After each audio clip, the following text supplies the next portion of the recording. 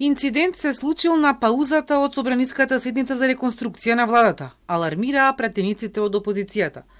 Кандидатот за министер за локална самоуправа Иван Стојковиќ упатил пцости и навреди кон пратениците од СДСМ. Митко Тречулевски и Фатмир Битики објави на пресконференција координаторот на пратеничката група, кој побара извинување. Реагираа и за навредите на премиерот Мицкоски кон овие пратеници. Тоа представува говор на омраза веќе, кој што сигурно дека може да роди насилство. И тоа што следеше по прекинувањето на седницата беше вистински напад, не само вербален, од страна на кандидатот за министер Иван Стојковиќ, кој што се нафрли врз двајцата пратеници, не само физички, вербално и со пцости.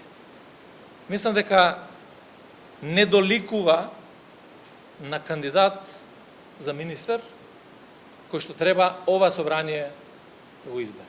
Ова следуваше по попладневната дискусија во која премиерот им реплицираше на пратениците кои ја критикуваа владината реконструкција.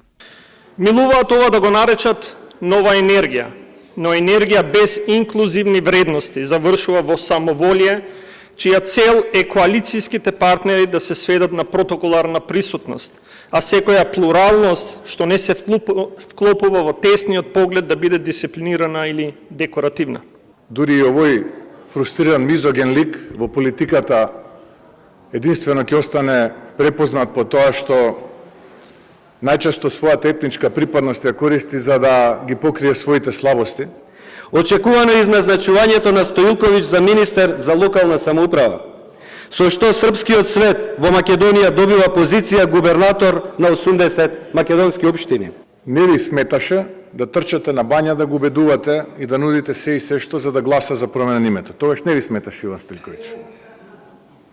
Не ви сметаше кога трчавте по Скопје и по Куманово да го молите да коленичите пред Иван Стојковиќ да гласа за промена на името. И знам дека ве одби човекот затоа што има карактер, има достоинство. Сите овие работи кои што јас ги зборувам се карактерна особина на вас. Односно на владата во која што вие бевте државен секретар во Министерството за транспорт или паѓур на фамилијата од Струмица. По инцидентот кој според пратениците се случил во клубот на пратеници, опозицијата со забелешки до собранискиот спикер побара и да преземе мерки, да се прекине седницата и да има вонредна координација. Додека бевме во салата немаше никаков инцидент.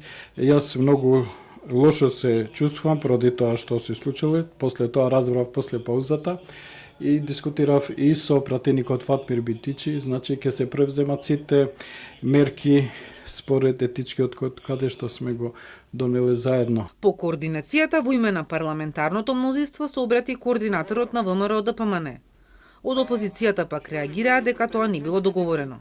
Инсистираа да има извинување од Стојковиќ. Во име на парламентарното мнозинство сакам јасно и гласно да кажам дека не одобруваме никакво однесување спротивно на принципите што ги заговаравме во етичкиот кодекс и согласно деловникот заради заштита на угледот и дигнитетот на собранието од сите присутни во собранието. Ти излезе тука, него кажа тоа што требаше да го кажеш.